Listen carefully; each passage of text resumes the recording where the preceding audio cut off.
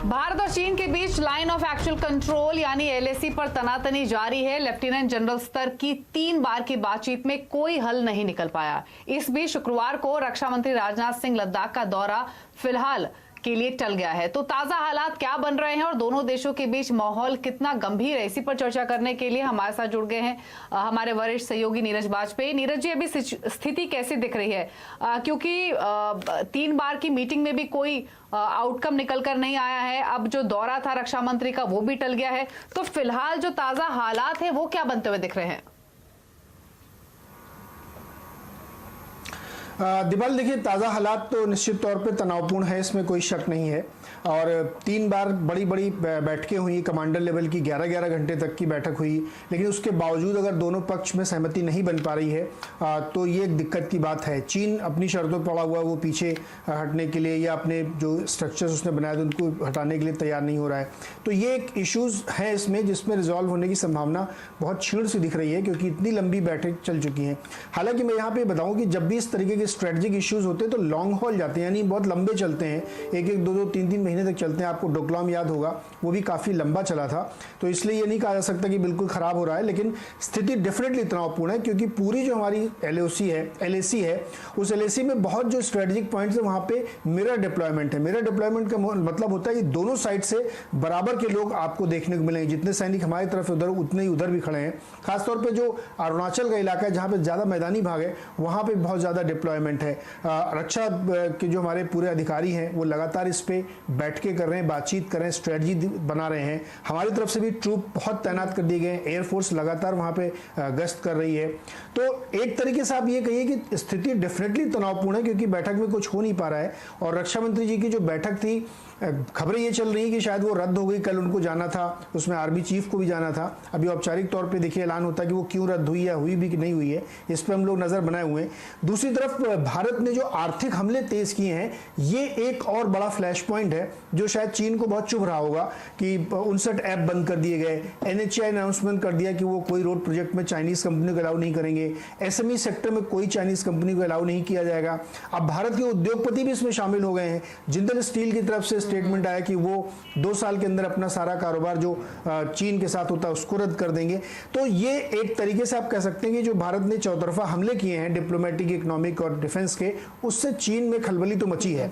और शायद ये वजह हो सकती है कि हमारी बात बन नहीं पा रही है, या वहाँ पे तनाव बिल्कुल खत्म नहीं हो रहा है, या दोनों पक्षों की बीच बातचीत सफल नहीं हो रही। तो आप ये कह सकते हैं कि स्थिति तनावपूर्ण है लेकिन नियंत्रण में है।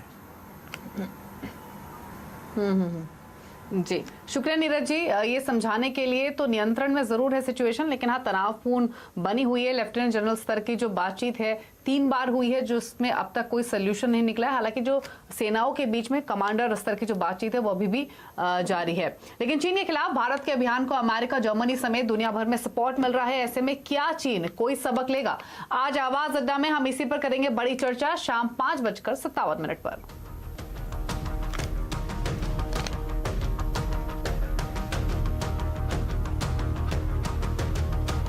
और देश में कोरोना मरीजों की संख्या 6 लाख के पार पहुंच गई है। पिछले 24 घंटे में 19,148 नए मामले सामने आए हैं, जबकि 434 लोगों की मौत हुई है। देश भर में कोरोना का कहर किस तरह बढ़ रहा है, इस पर ज्यादा अपडेट के लिए हमारे साथ प्रकाश प्रियदर्शी मौजूद है। बताइए प्रकाश, अब तक का ताजा हाल क्या है?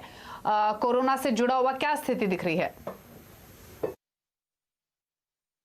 देखिए, देश में कोरोना मरीजों की संख्या 6 लाख को पार कर गया है। पिछले 24 घंटे में 19,000 से भी ज़्यादा नए मामले आए हैं। लेकिन ज़्यादा चिंता की बात यह है कि 5 लाख से 6 लाख के आंकड़े को पार करने में सिर्फ 5 दिन का समय लगा है। इस रफ्तार से अगर आप देखें तो अगले हफ्ते तक कोरोना मरीजों के मामले में भारत जो है रूस से भी आगे निकल जाएगा। अगले कुछ दिनों में यूरोप को भी पार कर सकता है।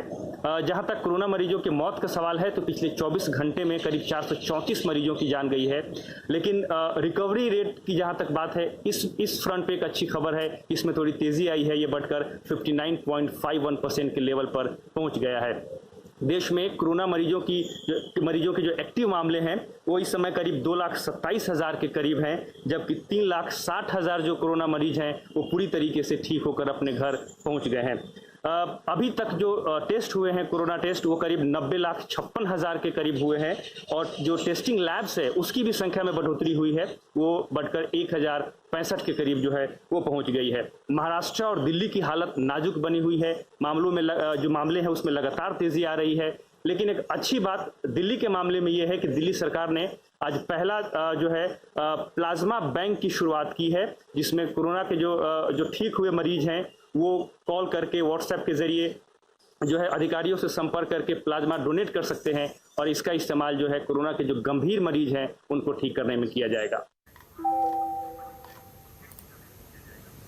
शुक्रिया प्रकाश ये डिटेल्स बताने के लिए। और जिस बात का जिक्र किया यहाँ पर प्रकाश ने प्लाज्मा बैंक के बारे में, उसके बारे में आपको बता देते हैं। कोरोना वायरस से जंग लड़ रही दिल्ली में आज से प्लाज्मा बैंक खुल गया है। मुख्यमंत्री अरविंद केजरीवाल ने इसकी शुरुआत की है और उन्होंने ज्यादा से ज्यादा कोरोना मरीजों से ठीक होने के बाद प्लाज्मा डोनेट करने की गुजारिश की है। केजरीवाल ने बताया कि कौन प्लाज्मा डोनेट कर सकता है और कौन नहीं।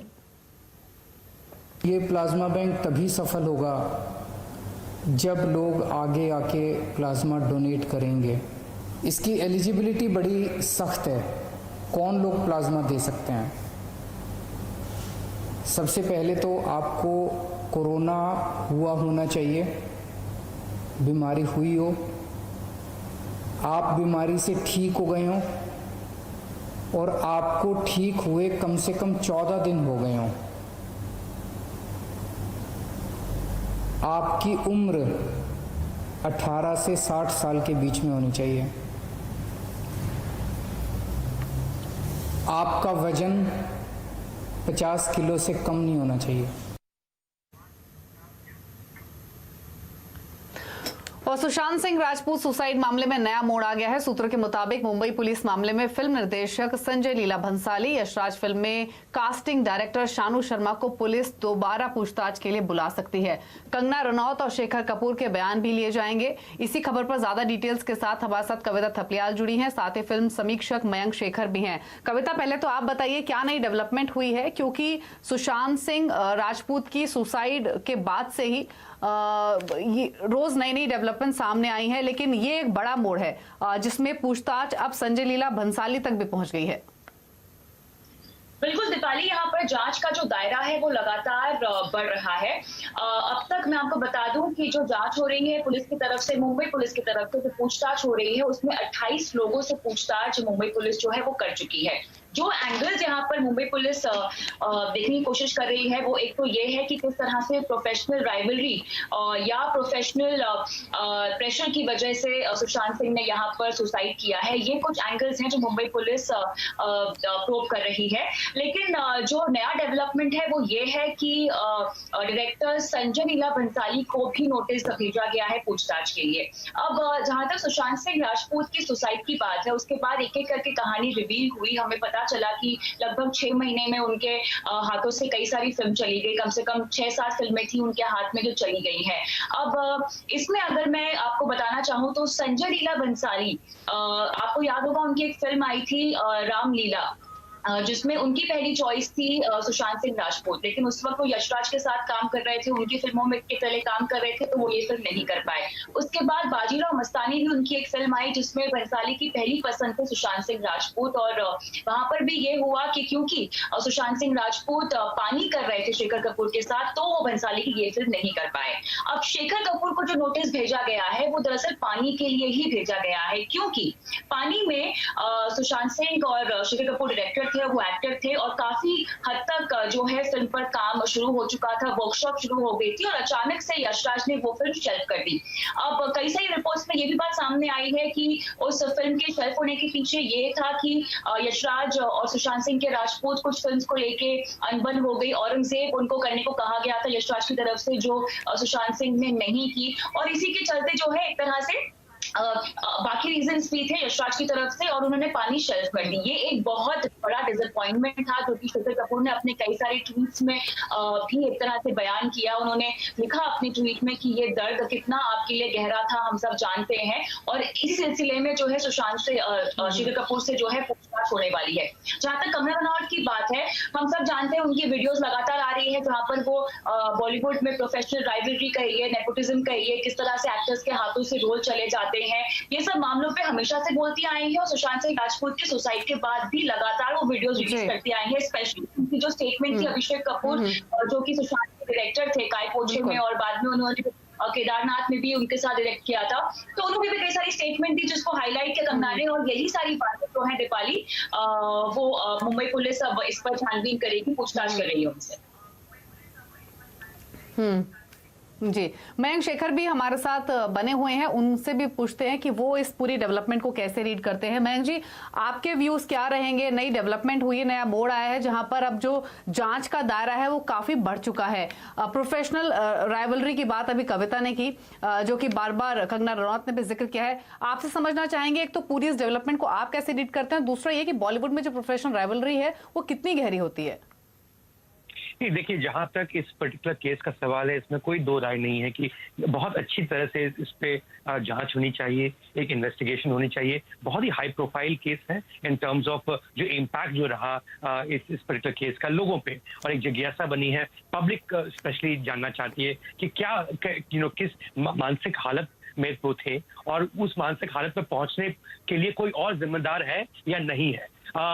ये इसके लिए पुलिस भी इन्वेस्टिगेट कर सकती है, ये इसके लिए हमें साइकोलॉजी को भी थोड़ा समझना जरूरी होगा from a point of view of what he was going through। जो उनके जो साइकाइट्रिस्ट थे वो शायद इस पर they can throw light on this।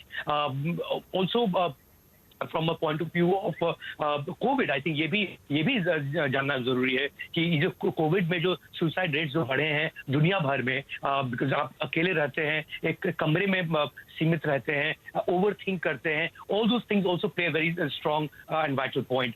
But जहां तक पुलिस का सवाल है और जहां तक प्रोफेशनल राइवलरीज का सवाल है, मुझे जहां तक मेरी जानकारी है, आई डोंट थिंक बॉलीवुड पर से में जो प्रोफेशनल राइवलरी है वो किसी और फील्ड से ज्यादा या किसी और फील्ड से कम होगा। आई थिंक बिकॉज इतने सारे लोग compete करते हैं इसमें, कोई एंट्रेंस एग्जाम नहीं होता है यहाँ पर, एक क्वालिटेटिव जजमेंट होती है कि आप किसी और से बेहतर हैं या किसी और से कम है। ऑफ कोर्स फेवरेटिज्म होगा। आप अगर 10 कैंडिडेट किसी इंटरव्यू में जाते हैं और एक को दिया जाता है वो जॉब, तो उसमें फेवरेटिज्म भी इन्वॉल्व होता है, चाहे कोई भी जॉब आप करने जा रहे हो। तो ऑफ कोर्स लेकिन फेवरेटिज्म तक तो ठीक है मयंक जी, लेकिन सुशांत के सुसाइड के बाद से जो नेपोटिज्म का मुद्दा है ये बहुत उठा है।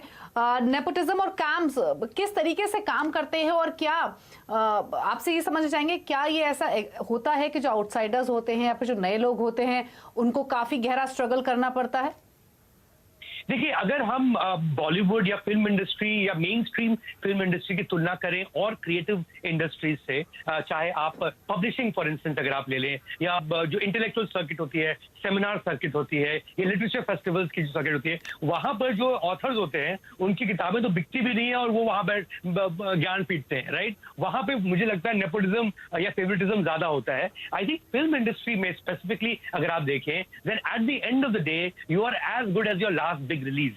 अगर आपकी फिल्में चलती हैं, अगर आपको लोग पसंद करते हैं, तो कोई भी प्रोड्यूसर हो वो बेवकूफी होगा अगर आपको नहीं रखेगा अपनी फिल्म में, और अगर वो व्यक्ति नहीं रखेगा तो कोई और जरूर रखेगा। एंड इन दैट सेंस मुझे लगता है सुशांत सिंह राजपूत का जो करियर जो रहा है, it has been supported by lots of people within the film industry, चाहे वो एकता कपूर हो जिन्होंने इनको ब्रेक दिया इन टेलीविजन, चाहे वो रॉनी स्क्रूवाला हो जो उस वक्त यूटीवी में थे, तभी उनको पहली हिंदी फिल्म मिली करने के लिए, which was काइपोचे, उसके and in that sense, and of course Yashraj ने भी उनके साथ 3 फिल्म का कॉन्ट्रैक्ट साइन किया था, and of course वो कॉन्ट्रैक्ट उन्होंने जहां तक मुझे मालूम है they did not fulfill that contract purely because 3 फिल्में उन्होंने नहीं की, so that could have been a setback. That was not something that he would have been very happy about. But I think उन दोनों चीजों को जोड़ना, सुसाइड को जोड़ना, इस पर्टिकुलर एक हादसे को जोड़ना इस पर्टिकुलर चीज से, प्रोफेशनल चीज से, आई थिंक इस पे और जितनी जांच हो तभी हमें बेहतर मालूम पड़ेगा। जी, शुक्रिया मयंक जी इस पूरे मुद्दे पर बातचीत करने के लिए, अपने व्यूज रखने के लिए। कविता, आपका भी शुक्रिया। इसी के साथ एक ब्रेक के लिए रुक रहे हैं, लेकिन जब वापस लौटेंगे तो मार्केट अपडेट आपके लिए लेकर आएंगे। जल्द वापस आते हैं।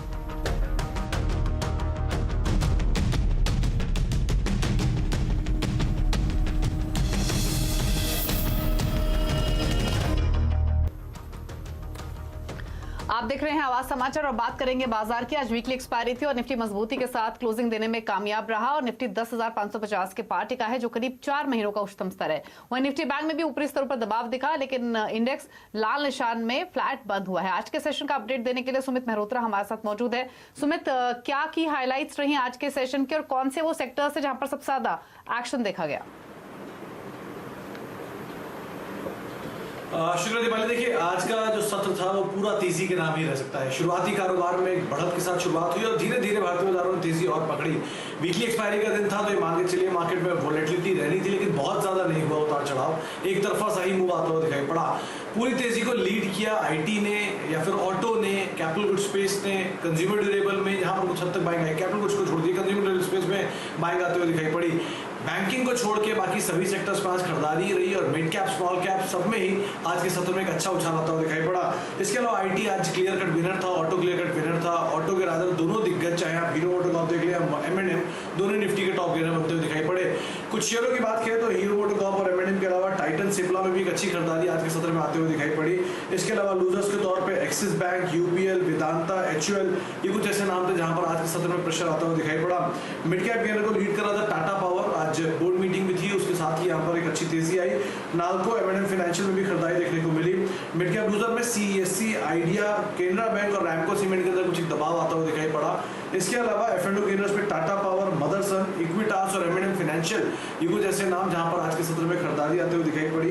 एफ&ओ लूजर्स में जस्ट डायल, एक्सिस, डिविस और साथ साथ यूपीएल, यहाँ पर कुछ खरीदारी आई। डिविस में न्यूज का भी इंपैक्ट था, लेकिन अदरवाइज एक अच्छी खासी मूव लोअर लेवल से जरूर आए। साथ ही साथ ऑटो के लिए अच्छा दिन रहा, जिसमें मदरसन लीड कर रहा था। उसके अलावा एम&एम, बॉश और हीरो मोटोकॉर्प, कुछ और ऐसे नाम जहां पर खरीदारी आते हुए दिखाई पड़ी। साथ ही साथ आईटी स्पेस से एचसीएल, इन्फोसिस, टीसीएस, तीनों दिग्गज और एम्फसिस, एक और नाम है जहां पर खरीदारी आते हुए दिखाई पड़ी। कंज्यूमर ड्यूरेबल के लिए अच्छा दिन रहा टाइटन के लिए। साथ ही साथ वोल्टास, सिम्फनी और वर्लपूल में भी खरीदारी देखने को मिली। इसके अलावा जहां पे खबरों का एक्शन था उसमें एक्सिस बैंक एक तेजी के बाद मुनाफा वसूली, या फिर टाटा पावर जोरदार तेजी, इंडियाबुल्स हाउसिंग नंबर से पहले खरीदारी और सिप्ला सेकंड हाफ में अच्छी स्ट्रेंथ आते हुए दिखाई पड़ी। तो ओवरऑल एक और शानदार सत्र देखने को मिला मार्केट्स में। कल हफ्ते आखिरी कारोबारी सत्र है, नजर रखनी होगी किस तरह से मार्केट मूव करता है। शुक्रिया सुमित आपका ये डिटेल्स बताने के लिए। तो आज अच्छा मोमेंटम हमने देखा मार्केट्स में और लगातार दूसरा दिन इस महीने का जब तेजी बनी है। वहीं जीएसटी दरों में जल्द बदलाव पर फैसला हो सकता है। अगली जीएसटी काउंसिल की बैठक में स्लैब को कम करने के अलावा फिनिश प्रोडक्ट पर कम ड्यूटी को बदला जा सकता है। हमें सूत्रों से खबर मिली है कि वित्त मंत्रालय इन्वर्टेड ड्यूटी यानी रॉ की तुलना में फिनिश प्रोडक्ट पर कम ड्यूटी वाले स्ट्रक्चर को बदलने के लिए प्रस्ताव तैयार कर रहा है। डिटेल्स के साथ आलोक प्रियदर्शी हमारे साथ मौजूद है। आलोक, बताइए इन्वर्टेड ड्यूटी में जो बदलाव का क्या प्रस्ताव है और जीएसटी दरें कब तक कम हो सकती हैं? बिल्कुल, जीएसटी वसूली में सुधार आता देख सरकार के अंदर एक बार फिर से जीएसटी की दरों और स्लैब में बदलाव को लेकर चर्चा शुरू हो गई है। जो सूत्र बता रहे हैं कि अगली जीएसटी काउंसिल्स की बैठक होने वाली है, उसमें जो मौजूदा जीएसटी की दर है और स्लैब्स हैं, इनके रैशनलाइजेशन पर चर्चा हो सकती है। खासतौर से जीएसटी के वो आइटम्स जिन पर इन्वर्टेड ड्यूटी स्ट्रक्चर की प्रॉब्लम्स हैं, उन पर निहायत ही जीएसटी की दरों में बदलाव करना जरूरी है, ऐसा सरकार का मानना है, क्योंकि इससे सरकार का करीब सालाना 20,000 करोड़ रुपए का नुकसान होता है। साथ ही साथ देश के मैन्युफैक्चरर्स को भी इससे काफी परेशानी होती है। एग्जाम्पल के तौर पर देखें तो जो पिछली मार्च में जीएसटी काउंसिल की बैठक हुई थी, उसमें मोबाइल की दरों में सरकार ने बदलाव किया था। मोबाइल की दरों को 12% से बढ़ाकर 18% कर दिया गया था। हालांकि इसकी वजह से थोड़े मोबाइल महंगे जरूर हो गए थे, लेकिन जो कारोबारी हैं, जो देश में मैन्युफैक्चरिंग मोबाइल की होती है, वो काफी आसान हुई, क्योंकि जो कारोबारी का इनपुट टैक्स क्रेडिट इससे अटकता नहीं है। लिहाजा ऐसे बहुत सारे दर्जनों ऐसे आइटम्स हैं जिनमें इन्वर्टेड ड्यूटी स्ट्रक्चर की खामी मौजूद है। मसलन footwear, fertilizer, readymade garments, water pumps, geysers, इन तमाम चीजों में इन्वर्टेड ड्यूटी स्ट्रक्चर की प्रॉब्लम मौजूद है। यानी कि जो इनका इनपुट ज्यादा है जीएसटी और आउटपुट जब फाइनल प्रोडक्ट बनता है तो उस पर जीएसटी कम होता है। तो ऐसे कई सारे आइटम हैं और सरकार इन पर ज्यादा फोकस करेगी। इसके अलावा जो स्लैब्स की बात हो रही है, जो मौजूदा जो दो मेन दर है 12% और 18%, उसको रेशनलाइज करने की बात की जा रही थी और उसे रेवेन्यू न्यूट्रल रेट के आसपास रखने की बात की जा रही थी, जो कि 15.5% के आसपास है। तो सरकार इन तमाम बदलावों पर फिलहाल अंदर चर्चा कर रही है और आने वाले दिनों में इस पर प्रस्ताव बनाकर जीएसटी काउंसिल में पेश किया जाएगा, ताकि जीएसटी काउंसिल में इसमें चर्चा करके जो जरूरी बदलाव है और जरूरी जो स्लैब में रेशनलाइजेशन है उसको किया जा सके। शुक्रिया आलोक ये डिटेल्स बताने के लिए। तो जीएसटी दरों में बदलाव के संकेत हैं और डिटेल्स यहां पर आलोक ने आपको समझाई। वहीं आगे बढ़ेंगे और इस संकट के वक्त तेज और सटीक जानकारी बहुत जरूरी है। मनी कंट्रोल प्रो आपका वो भरोसेमंद साथी जो आपको आगे रखता है। मार्केट डेटा के साथ साथ आपको यहाँ निवेश के जबरदस्त आइडियाज भी मिलते हैं, वो भी रोजाना महज ₹1 में। कूपन कोड है PRO365, तुरंत सब्सक्राइब करें, नियम व शर्तें लागू नहीं। लेकिन खबरों पर लगातार अपडेट के लिए CNBC आवाज से जुड़े रहिए, ट्विटर, फेसबुक और यूट्यूब के जरिए। नमस्कार।